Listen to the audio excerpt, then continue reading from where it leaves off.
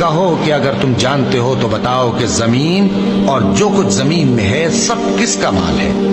جھٹ بول اٹھیں گے کہ اللہ کا۔ کہو کہ پھر تم سوچتے کیوں نہیں؟ ان سے پوچھو کہ 7 آسمانوں کا کون مالک ہے اور عرش عظیم کا کون مالک ہے؟ بے ساختہ کہہ دیں گے کہ یہ چیزیں اللہ ہی کی ہیں۔ کہو کہ پھر تم ڈرتے کیوں نہیں؟